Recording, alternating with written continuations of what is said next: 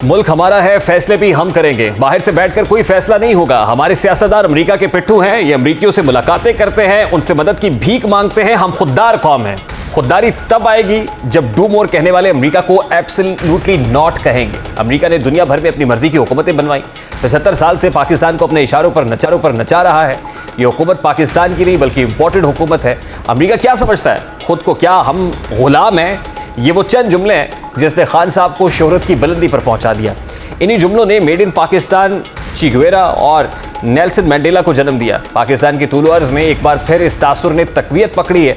जो करा रहा है अमेरिका करा रहा है। फिर हमने देखा कि खान साहब ने बजाय यू टर्न के रिवर्स गियर लगा दिया और अमेरिका मुखालिफ तमाम बयानिए से पीछे हटना शुरू किया। अब सिरकते सिरकते ये खाक वहीं पहुंच रही है जहां का खमीर था। खबर के मुताबिक पाकिस्तानी नेल्सन मंडेला फवाद चौधरी की अमरीकी सफीर से मुलाकात हुई और मुलाकात में पीटीआई रहनुमा ने हुकूमत के सियासी मुखालिफिन के खिलाफ मुकदमात पर खदशात से आगाह किया है। मुलाकात के बाद अपनी ट्वीट में फवाद चौधरी ने कहा कि अमरीकी सफीर और आला हुकाम से मुलाकात में पाकिस्तान में इंसानी हुकूक की बिगड़ती हुई सूरत हाल पर खुसूसी को मैंने अमरीकी हुकाम को पीडीएम हुकूमत की तरफ से सियासी मुखालिफिन के खिलाफ इंसदाद दहशतगर्दी और तौहीन मजहब के कवानीन के गलत इस्तेमाल पर पीटीआई के खदशात से आगाह किया है। इस तरह की मुलाकातें बराबरी और लोगों की भलाई पर मबनी ताल्लुकात की बाहमी ख्वाहिश का हिस्सा है। यह पाकिस्तान तहरीक इंसाफ की जानिब से अमरीकी सफीर से कोई एक मुलाकात नहीं है बल्कि पिछले से इन मुलाकातों का सिलसिला जारी है। इन मुलाकातों का फवाद चौधरी खुद भी एतराफ़ कर चुके हैं। मुलाकातों का एतराफ़ फवाद चौधरी कर रहे हैं, लेकिन अहम सवाल यह है कि इन मुलाकातों का मकसद क्या है? क्या आप पाकिस्तान के इदारों पर, अपनी अदलिया पर एतमाद नहीं है? जो आप अमरीका के सामने जाकर अपने मुल्क की शिकायतें लगा रहे हैं, उनसे मदद की भीख मांग रहे हैं, क्या यह पाकिस्तान बतौर रियासत हमारी तौहीन नहीं है? बकौल आपके अमरीका पाकिस्तान का दुश्मन है, पाकिस्तान के फैसले करता है, अपनी मर्जी की हुकूमतें बनवाता है। अब कहाँ है वो खुददारी, कहाँ है वो कौमी गैरत, कौमी हमीयत? क्या ये रियासत पाकिस्तान के खिलाफ साजिश नहीं है? अब आप इतने आराम से बैठ कर कह देते हैं कि अमरीका ने साजिश नहीं की थी, वो तो हमारे अपने थे। तो क्या अब अमरीका वाले हमारे अपने हो गए हैं? अब तहरीक इंसाफ की जानिब से ये मौक़िफ़ अपनाया जा रहा है कि किसी भी पार्लियामेंटेरियन या सियासी रहनुमा का किसी भी सफ़ीर से मुलाकात करना नॉर्मल बात है। जी बिल्कुल, ये बात दुरुस्त है, ये बिल्कुल नॉर्मल बात है। लेकिन खान बताया था कि अमरीकी सफ़ीर से मिलना नॉर्मल नहीं है। आपकी हुकूमत जाने के बाद अरसलान बेटा ट्विटर पर बैठा धड़ाधड़ पाकिस्तानियों पर गद्दारी के फतवे लगा रहा था।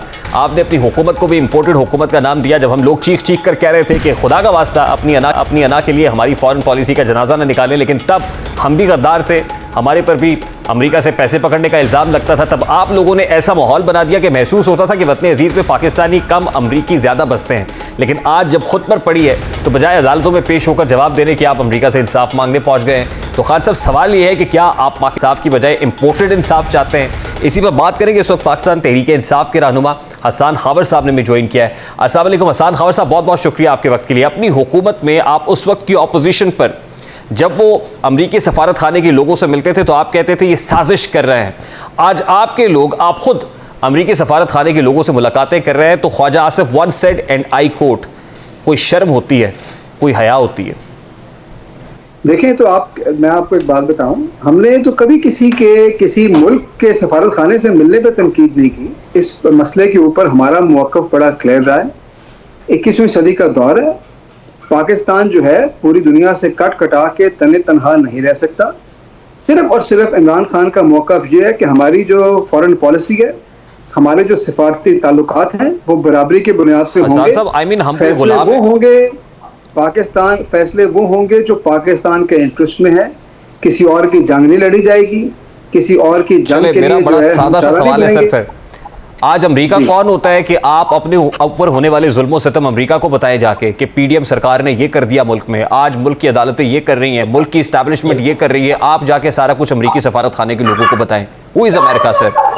हम कोई गुलाम है? देखिए, बात ये है, आपके मुल्क, एक सेकंड, नहीं ये बात नहीं है, आपके मुल्क के अंदर ह्यूमन राइट्स वायलेशन हो रही है, अंडर डिस्कशन है ये बात कि आपके मुल्क के अंदर जो है इस वक्त बदतरीन आपकी बुनियादी हकूक के खिलाफ वर्जी हो रही है। ये तो दुनिया इसके ऊपर कंसर्न है, दुनिया इस पर सवाल पूछ रही है। तो क्या बताएं दुनिया को, शके लगा देते हैं। सर मैं यही तो पूछ रहा हूँ कि आपके दौर में आपके सियासी मुखालिफिन को हथकड़ियां नहीं लगी? क्या आपके सियासी मुखालिफिन अदालतों के चक्कर नहीं काटते रहे? क्या आपके सियासी मुखालिफिन कई महीने तक, आपके लोग तो 4-5 महीने में हमने देखा है ना कि उनके सब्र का पैमाना छलक जाता है, कई महीने तक आपने सियासी मुखालिफिन को जेलों में रखा है।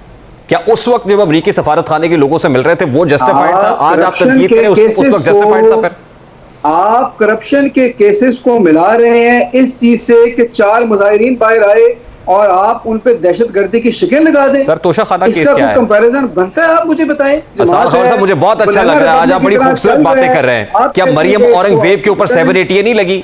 जावेद लतीफ के ऊपर 780 नहीं लगी? क्या वजीर आजम आजाद कश्मीर के ऊपर 780 नहीं लगी? देखें, मैं आपको यही तो कह रहा हूं। तो अगर ह्यूमन राइट्स वायलेशन हुई तो हम बात नहीं करेंगे। तो सर यही तो आपके दौर की ऑपोजिशन कर रही थी ना। सुन लें, आपका आर्गुमेंट क्या है? आपका आर्गुमेंट ये है कि आप कह रही हैं कि ऐसी चीजें हमारे दौरे हुकूमत में हुई जिनसे आप मुत्तफिक नहीं हैं। इससे कहीं ज्यादा इंटेंसिफाइड थी वो।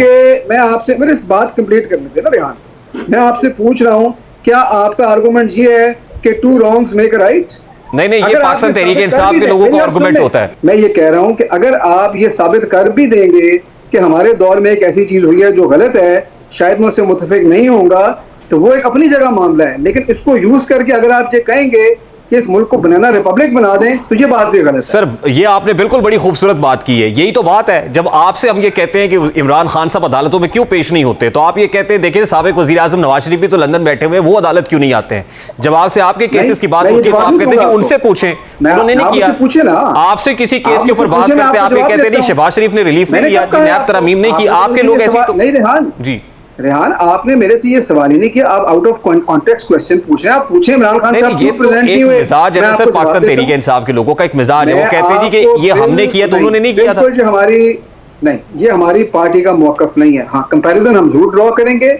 ये हमारी पार्टी का मौकफ नहीं है कि इमरान खान साहब पेश नहीं होंगे। मैं सिर्फ सर, मेरा बड़ा सादा सा सवाल ये है कि आज अमरीकी सफारत खाने के लोगों से आपके मुताबिक आप इसलिए मिल रहे हैं कि ह्यूमन राइट्स वायलेशंस हो रही हैं।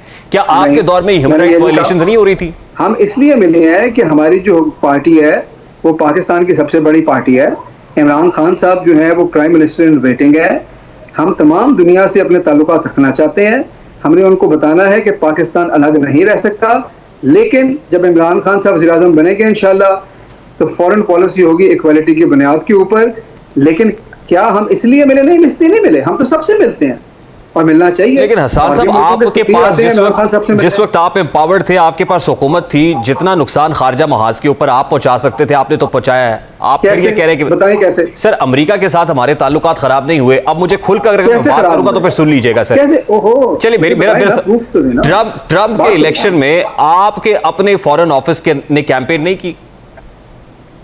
देखिए, मैं आपको एक बात, कौन सी कैंपेन की है? ट्रंप से तो हमारी हुकूमत के ताल्लुकात बहुत अच्छे थे। जी, इसीलिए तो थे ना सर। मैं यही तो कह रहा हूं कि ट्रंप के तो इलेक्शन की भी आप कैंपेन करते रहे, इसलिए तो बाइडेन ने आपको कॉल नहीं की। नहीं, ये तो आपकी सोच है ना कि बाइडेन साहब, मेरी सोच नहीं है, ये फैक्ट्स है।